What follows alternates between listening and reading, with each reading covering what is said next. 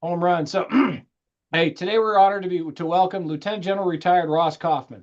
Over a distinguished career in the U.S. Army, General Coffman led at every level, from battalion command to serving as Deputy Commanding General of Army Futures Command, where he helped shape the Army's modernization strategy and oversaw the Next Generation Combat Vehicles program. Now, as the president of Forward Edge AI and founder of his own consultancy, he's leveraging that same visionary leadership to help organizations harness cutting edge technology, improve performance, and grow with purpose. The general brings a unique perspective, bridging national defense, large scale transformation, and private sector innovation. He's here today to share lessons on leadership, adapting to change, and how veterans can position themselves to thrive in today's fast moving and civilian tech landscapes. Did I manage to get it all? Yeah, it's my least favorite subject is me. Pardon? Um, so absolutely, yeah, that's funny. Um, well, I'm honored to be here, so thank you for asking me. And helping soldiers, sailors, airmen, Marine, coastmen, and guardians transition is super important to me. I left the Army almost a year ago today, and it's been a whirlwind. I've made tons of mistakes, and I'm happy to share any and all of those with you. What I would tell you, first of all, is don't be in a rush. Um, I felt a lot of anxiety when I was leaving. Like, okay, well, what does this mean for myself and my family?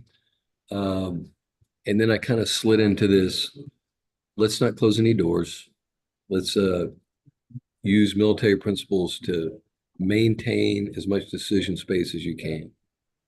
And so, for instance, instead of rushing out and trying to decide where I wanted to buy a home or where I want to live, we just rented for a year and allowed us to kind of figure out what my disability would be, what kind of jobs I would get, um, and really understand the landscape before making any decisions that would impact me long term. Um, while you're still in, and I know everyone's told you this, but medical is the most important thing you can do. Everyone talks about resumes and getting your LinkedIn set up. That's all secondary. Your medical on your exiting of the military, even if you're just exiting and not retiring, is paramount.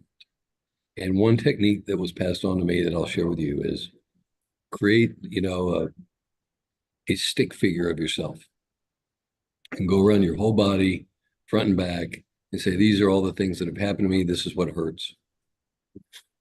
And then show it to someone that loves you and say, what do you think? And they'll say, well, you're always complaining about your back. How come your back's not on there? Or your knee always hurts. How come you didn't put that on? And once you get that, then you go and make sure that that's in your medical records. Back pain is not a claim for the VA. Okay. Uh, L4 bulging disc, that's a claim. Okay. And you have to understand how that's going to impact your life. Um, and then you go and make sure that each one of those things that you've identified is in your medical records. Okay. Once you have it in there, I'd ask you to take a really uh, strong pause, and I need you to go get your mental health checked out. You need to go see a provider, and you need to be honest. And whatever your situation is, just as long as you're honest, if there's something there that can document it, it's huge for you. Because number one, you can get the help you need, but number two, it's in your records. And those claims can be, 50, 60, 70%, depending on how severe. And it's something that we all kind of choke down and push down deep because we're tough, or at least we think we are. But the real tough ones will go and seek that and get it in your medical records. It's paramount. Um, the next thing that I went back and forth with was, okay, survivor benefits. And there's going to be some, barracks lawyer that's going to say, oh, you're just going to go get this great life insurance and you're going to pay less and it's going to be great long term. And don't worry, your loved ones will be fine when you when and if you pass away. I have yet to find that. You can find term life insurance, which I would encourage. Um, and the way we'll get into that in a moment. But the survivor's benefits looks like a big chunk, but in my opinion, it is a no-brainer. Protect your loved ones long term. I know my mom lived 12 years after my dad passed away, and that survivor's benefits helped her for 12 years. Just think about it. Life insurance. Before you submit your claim to the VA, have this conversation with yourself or your loved ones. You can get $1 million life insurance policy for not a lot of money for whatever term they'll give you. I use Select Quote. I'm not endorsing them. It's just who I did. One of these companies that goes out to several insurance companies. Why is that important to me? I figured out, okay, this is what I think I'll spend on a house. Whether that's 500,000, 800,000, whatever you want to spend on a house. Well, when I pass away, I want my wife to have the option to pay that house off. And so I did life insurance to cover that cost so she could always have somewhere to live and not worry about the mortgage. You may have a totally different situation. That's up to you. This is how I did it. The next thing is don't overthink your resume and don't put everything on there. 1 to 2 pages max. Whenever I get a resume more than 2 pages on my desk as the president, I don't read it because I don't need someone that's that verbose. The power of LinkedIn. We talked about that. SkillBridge. If you're looking for a SkillBridge, and I have a place in my company that you can benefit, the answer is yes. Okay. So come, you interview, we make sure that we don't, you would fit our culture.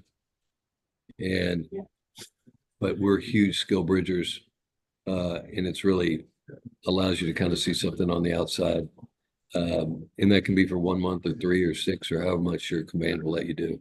But I find it very beneficial both for the company and the individual. Not all SkillBridgers get hired, but it allows you to make that transition and understand it.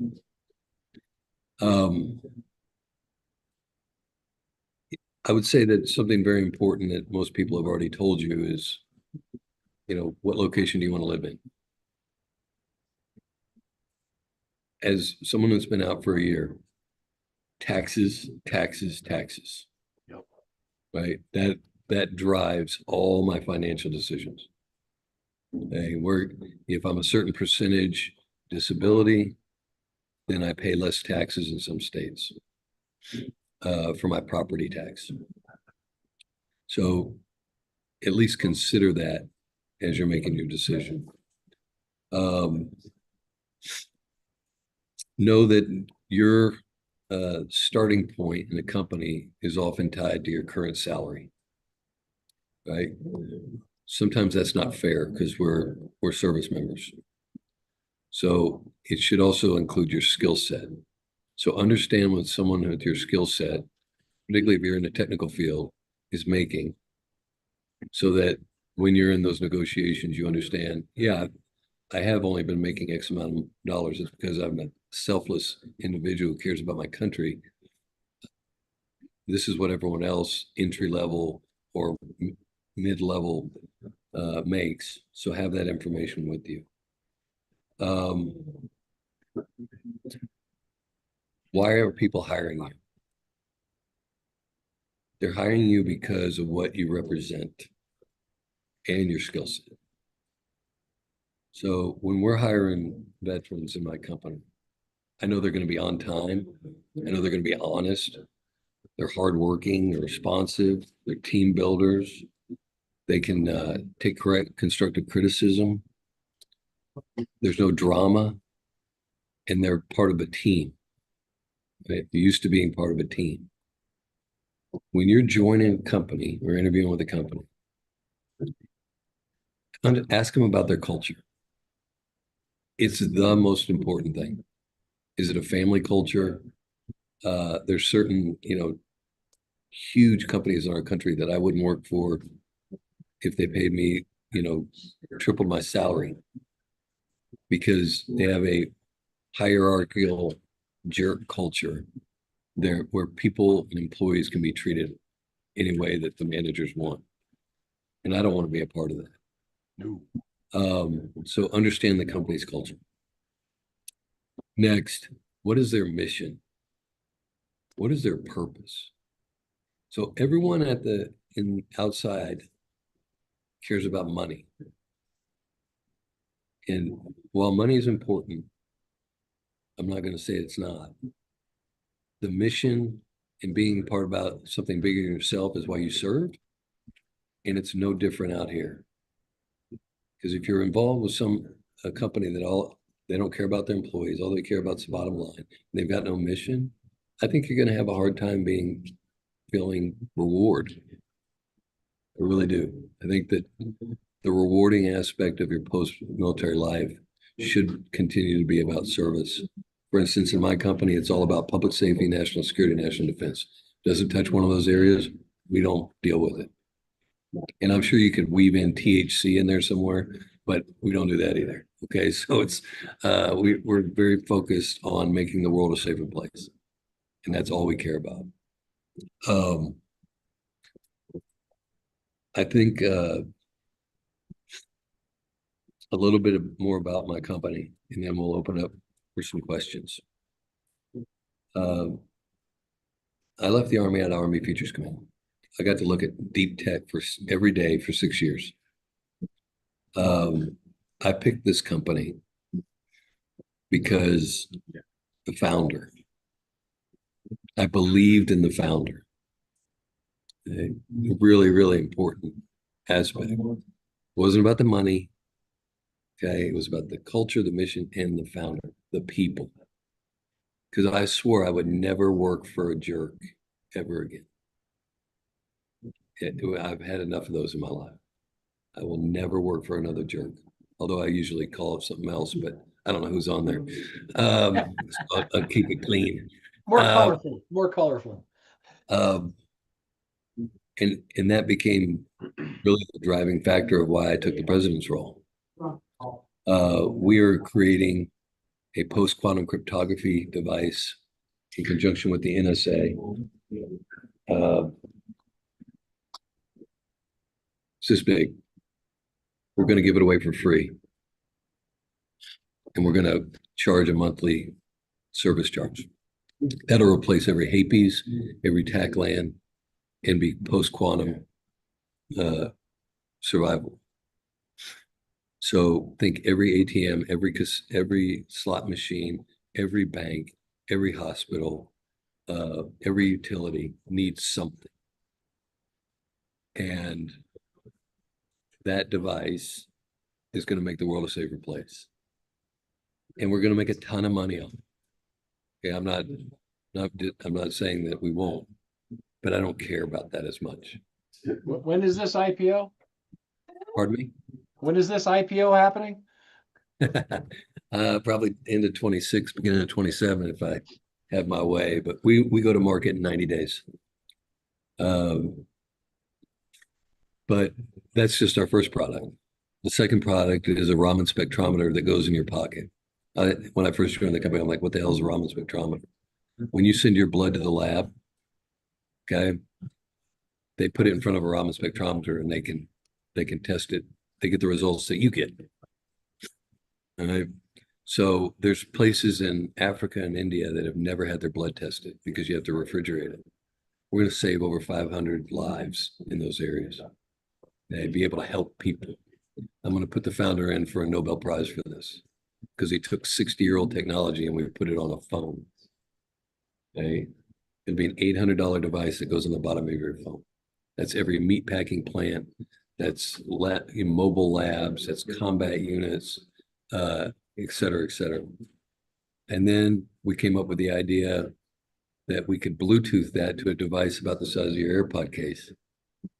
And because I have 3 daughters and the product's called Blaze. You could blaze your drink and see if there's a roofie in it. You can blaze your street taco and see if it has the E. coli. If you're in a meat packing plant, you can blaze the meat to make sure that you're not putting that out to the public. So that'll be out in about a year. And I honestly think it'll be 6 to 9 months, but I'm being conservative. And then there's the next product that's in the EW space, and the next product, I mean, we're currently on CubeSat, circumventing or circling the Earth with our encryption device. We're on a autonomous sea vessel that's going through every body of water on Earth without a human on board. Our device is currently on Air Force One. This is a big deal, and so I'm super excited, and I hope y'all have some good questions. I'm guessing that you've had more than one conversation with Natick and DARPA over the years. Yeah, one or two. To be cautious. Michael's got a question to get you going. All right, thank you, Ross, for coming on. Couple so what I'm really curious is how did Eric and George approach you to come on to the company? What was your selling point? What was your experience prior to Ford Edge? And how has your relationship with them developed to give you what you think is the forward vision for the company?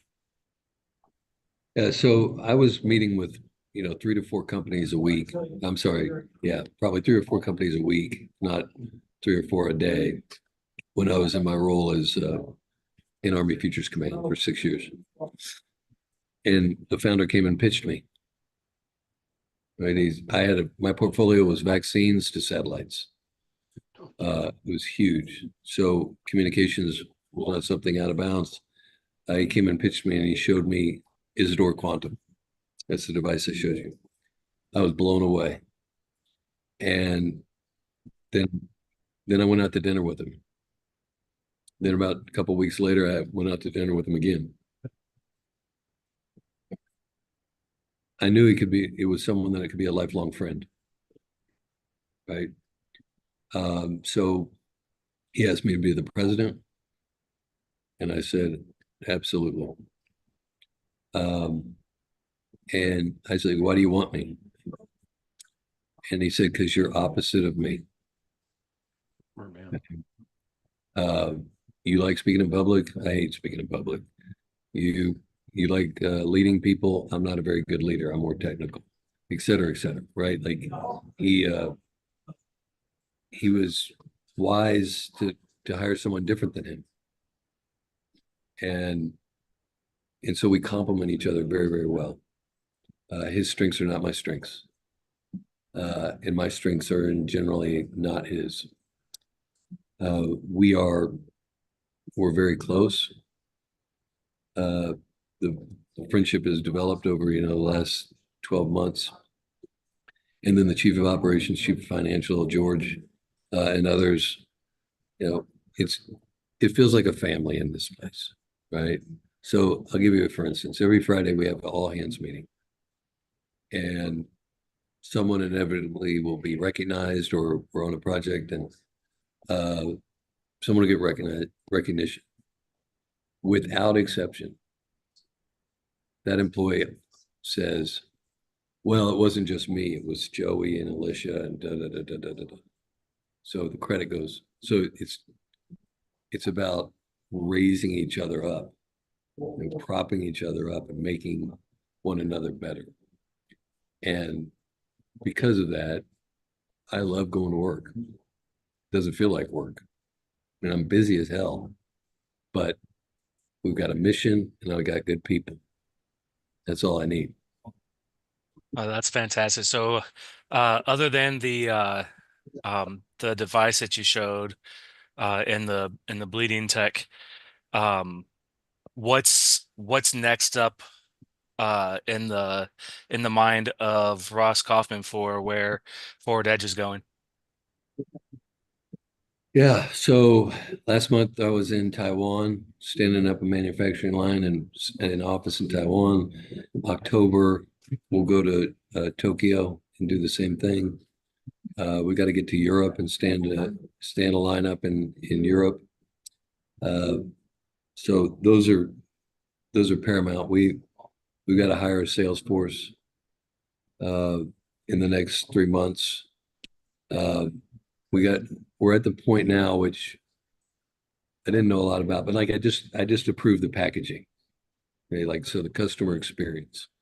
So cool.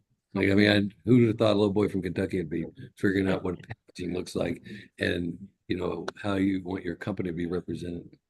Um, and then uh, we're in low rate initial production. So we've got a small run going in Taiwan, another small run going on in California, and we're going to do another small run in Virginia, Sterling, Virginia.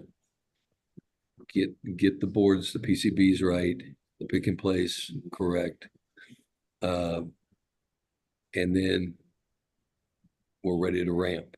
So 90 days from now, we are ready to run. And then we've got the sales team, production, and then it's off to the races. We'll be the first to market. Our device currently has no competitors. It's 18 to 24, where I think we're 18 to 24 months ahead of any competition. And most of our competition is software solutions only, which will not work post-quantum.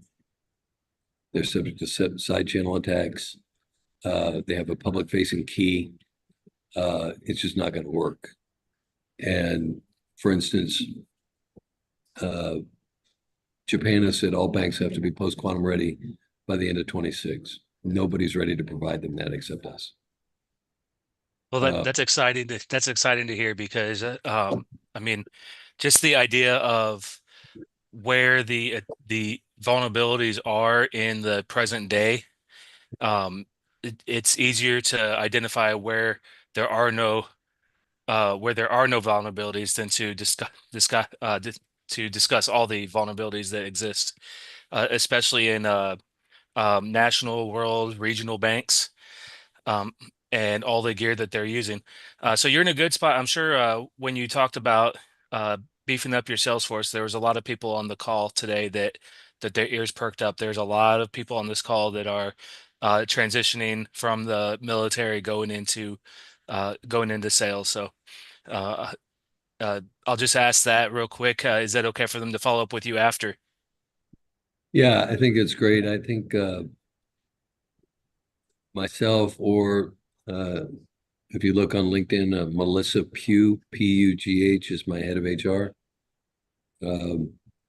Either one of us, but my email address is just ross@forwardedge.ai.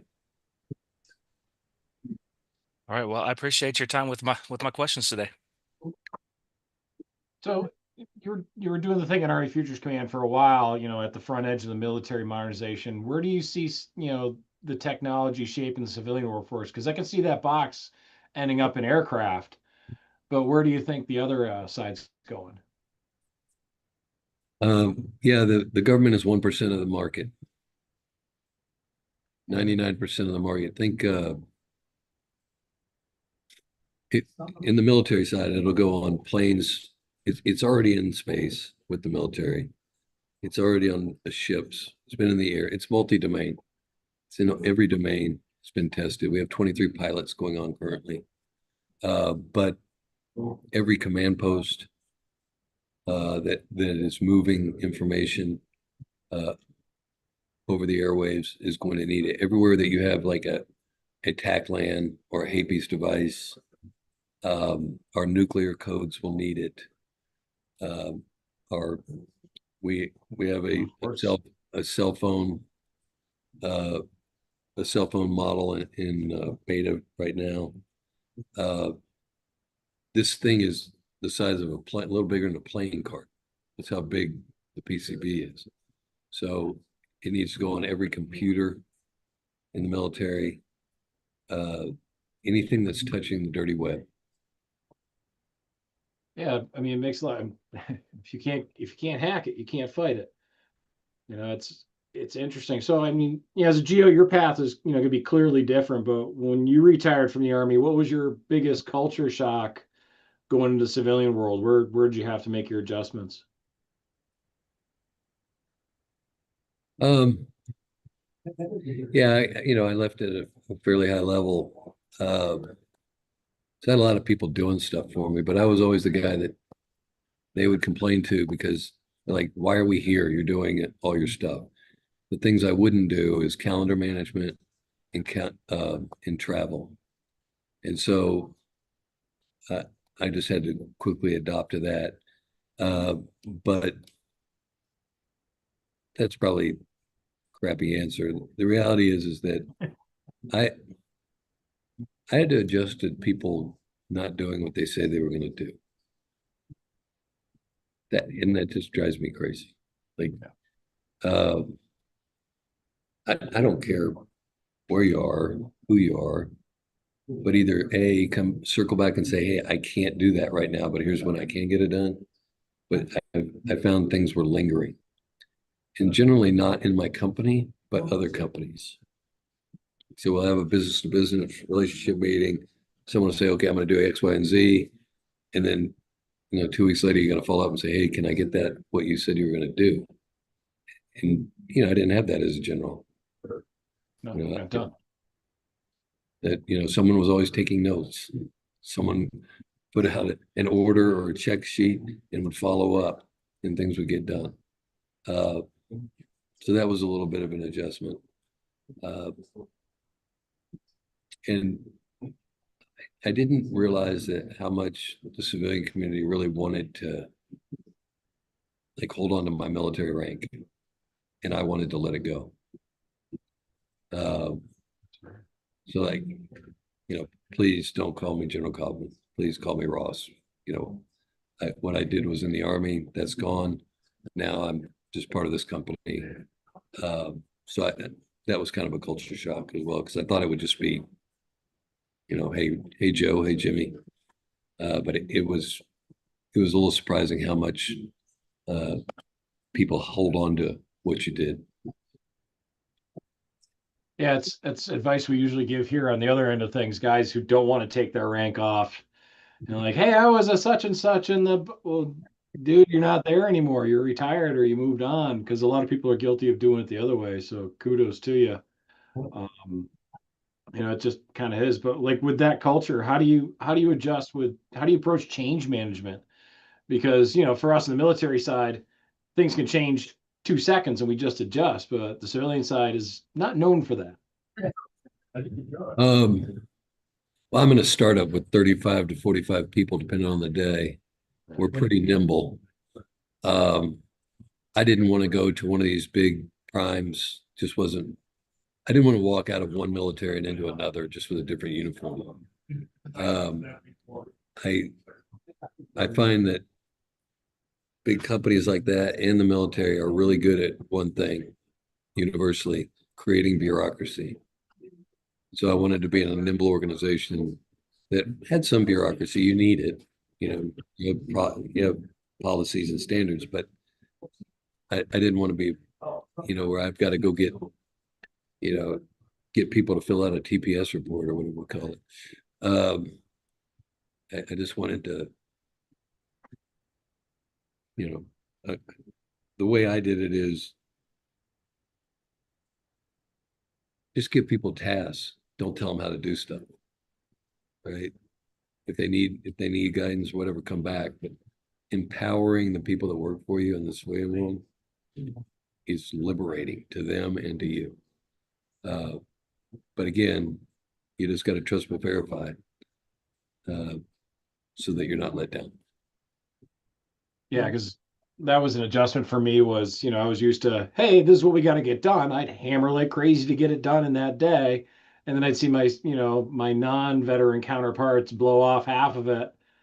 And I'd be like, what's going on here? I mean, that was it's kind of a mind-blowing adjustment. And that's kind of sounds like some of what you saw. Was that the case too? Yeah, I mean, again, back to my point earlier, it's like, why are you being hired? What do civilian companies value in you? You got to show up on time. You're honest. You're hardworking. You meet deadlines. You're a team builder. You solve problems, and you don't have any drama. Okay, so that's why they're hiring veterans. The rest of it depends on your personality and skill set. But that's the ticket of the show. That's why they want you. And if you can't deliver that, it's like those lists that say, uh, 12 successful habits that require no talent. It's like show up on time, do what you say you're going to do, etc. That's what we want. Yeah, it's funny. Throw talent to the side and just keep the easy stuff, and then it's effective. So, in a role like your company has, I mean, how can somebody without a tech degree still break into something like that? Is it certifications? Is it curiosity? Is it some background that they might have? Yeah. So, for instance, if you're non-technical, I have a really hard time.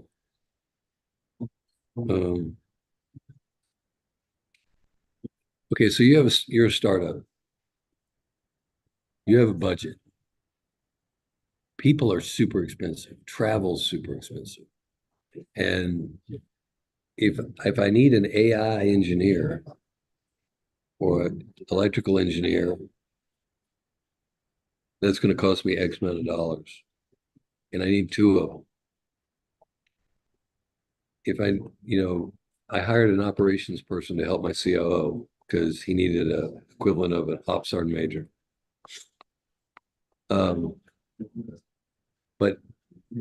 you got the tooth and the tail. Right. In my company, we're hiring the tooth because that's what we need, right? We need the new tech. We need all this. The tail is very lean. There's not a lot there. But there is, sales, there's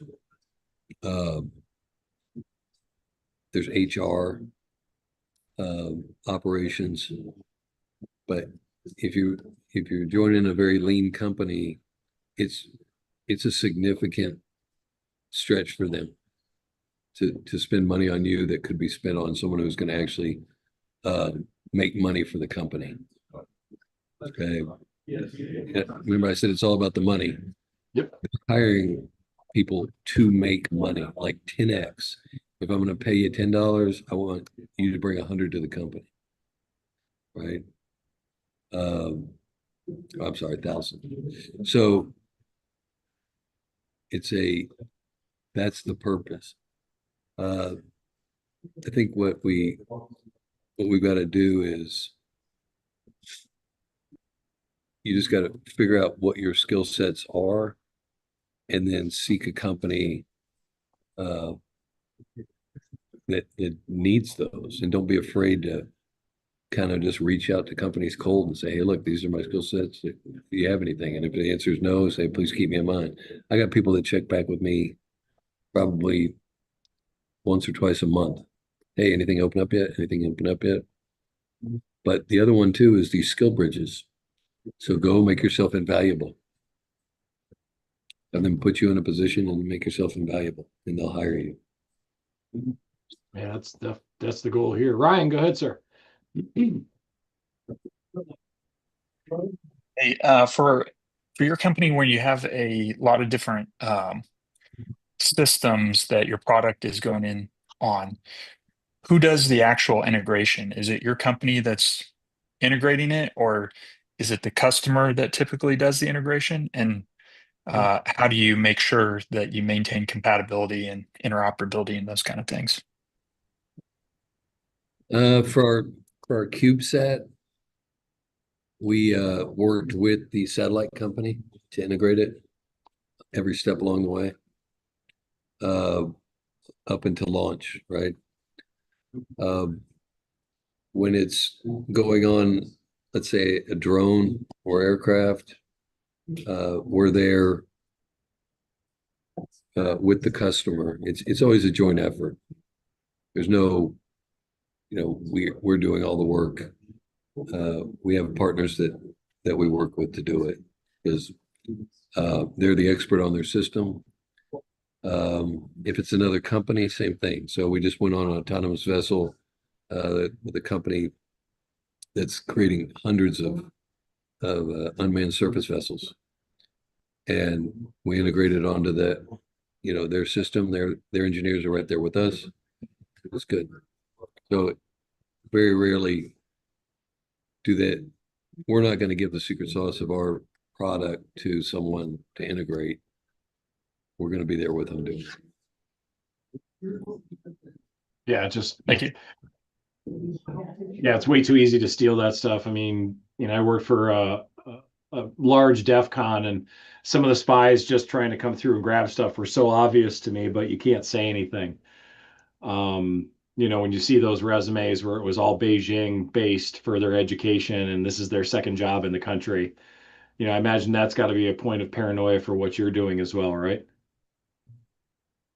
Well, it scares the hell out of me. Yeah. I mean, we get phishing and tips daily. I mean, it is. When I go to Taiwan, I mean, I know that I'm being watched. I know that I can't leave my electronics anywhere. Oftentimes I take burners. It's just it's a thing. And, we're in partnership with the NSA. So we want to make sure that we're protecting their IP as well. Oh yeah, because they're listening. So that's their job. I don't envy you that level of challenge in your work.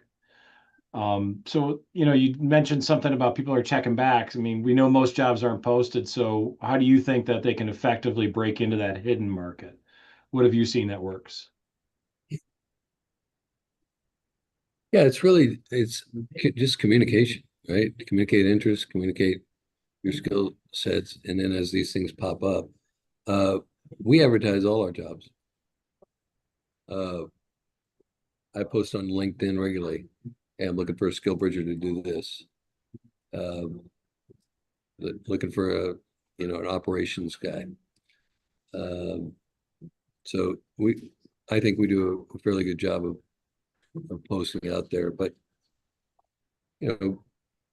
just communicating, and just be willing to take no. What's the worst thing they can do is say no, and frankly, sometimes no is better than just it droning on, and you don't know where you stand. That's the worst. So be thankful, just as thankful for a no as a yes. That's one step closer to a yes. Every no is one step closer. So, like, what kind of skill bridges do you usually look for, just to give these folks an idea to keep an eye out for you? I'm looking for someone now to help manage our pipeline. We've got so much demand signal right now. I need someone to help my capture team manage the follow-ups, the NDAs, tracking a product, so we ship out products to potential clients so that they can test it. I need a good operations person to help with pipeline. I'm pretty sure we might have one of those hanging around. I need sales engineers. I need someone with a technical background that can go to the client with a salesman and set up the demo, understand the network associated with that. Let's say it's a utility, or like how are they set up, where their routers, where their switches, and say, okay, well, we need to put a device here, here, and here. We need those currently. Anyone that's got an AI degree, we need you. Trying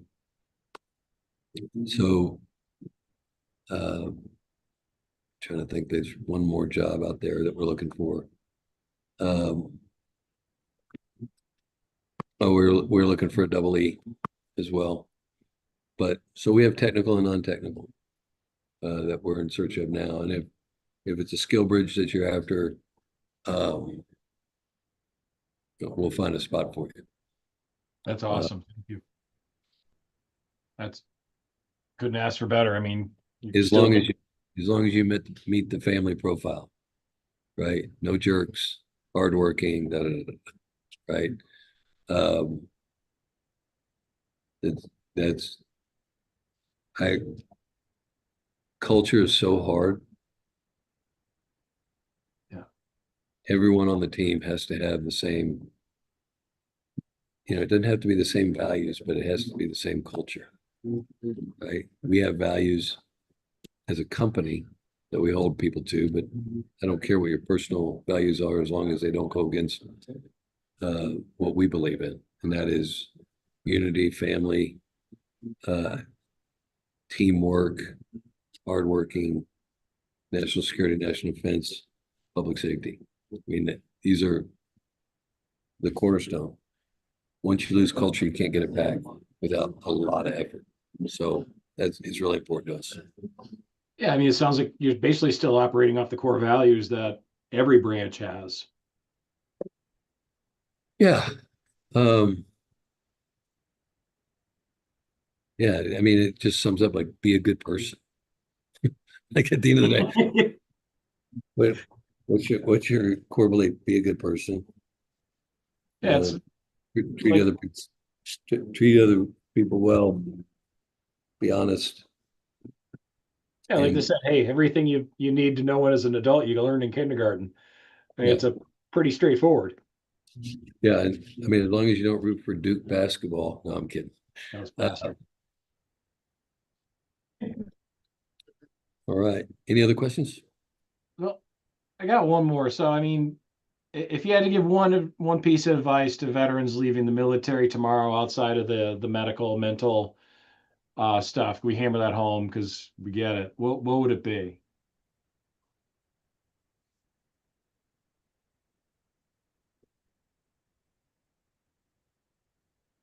Be proud of what you've done. That's the feeling of pain when you're leaving. Everyone mistakes it for sadness. It's pride. You're proud of all you've accomplished, who you've been with. And the minute that ceremony's over and you go to bed and you wake up, still be proud, but look forward. What's next? Don't rest on your laurels. Um, treat each and every day like you would any other mission. Uh, I see too many people dwelling in the past and relying on their past accomplishments.